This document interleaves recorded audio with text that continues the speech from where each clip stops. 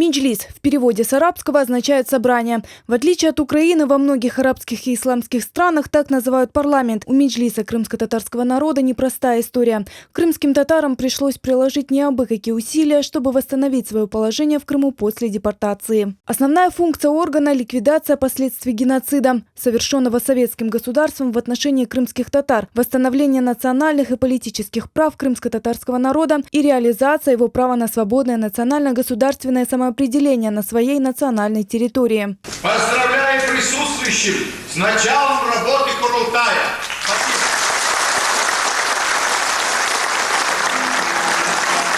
26 июня 1991 город Симферополь. За несколько месяцев до распада Советского Союза. Именно здесь был созван Национальный съезд, высший полномочный представительный орган крымско-татарского народа, второй Курултай, где были избраны 33 делегата и председатель Меджлиса крымских татар Мустафа Джемилев. Хотя Меджлис часто называют законодательной властью крымских татар, но на самом деле он лишь исполнительная организация. А вот высшим политическим органом является именно Курултай. Це соціальний інститут, унікальна форма самоорганізації бездержавного народу.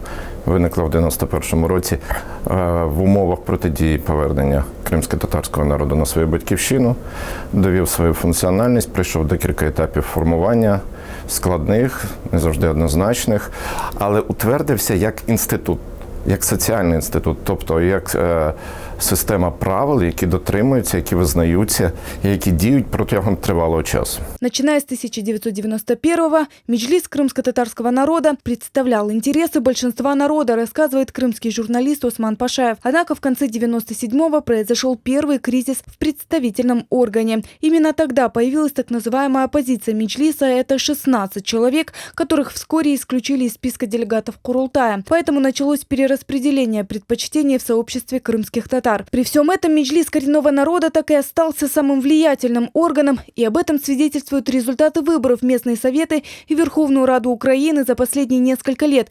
Ведь только представители Меджлиса смогли стать депутатами на разных уровнях власти. Важный исторический факт. Именно Меджлис решил, что крымские татары не должны участвовать в так называемом референдуме 16 марта 2014 года. Наразі сьогодні Меджлис – це представницький орган кримських татар, який зазнає репресій з боку нової російської адміністрації.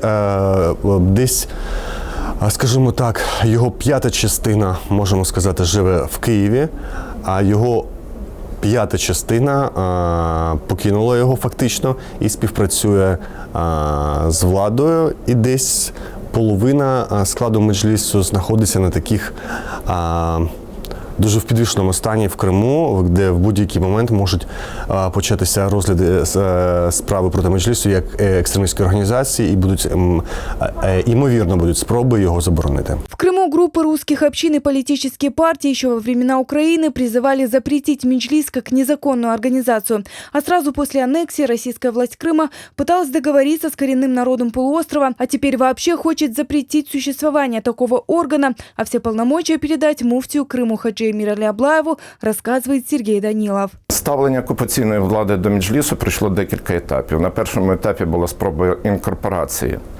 І навіть якийсь момент здавалося, що успішною.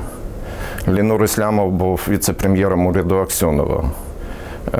Рішення Курултаю кримсько-татарського народу в Бахчисараї була дана санкція на входження членів Меджлісу до уряду Аксьонова. Цей період швидко закінчився.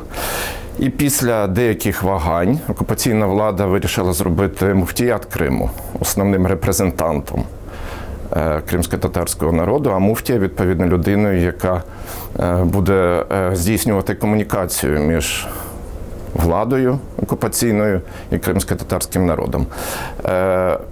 Тобто вони можуть заборонити, а це буде символічний жест, який буде означати, що Меджліс ще чогось вартий, хоча насправді основні структури вже або виїхали, або припинили своє функціонування в тому обсязі, в якому вони функціонували до оккупации. Меджлис – это платформа для выражения основных требований крымско-татарского народа. А потому запретить такой орган невозможно, считают эксперты. Ведь коренной народ привык бороться за свои права мирным путем, а когда надо, то и подпольно. Надежда Герасименко, Вера Калужная, Сергей Науменко, Симферополь, Киев.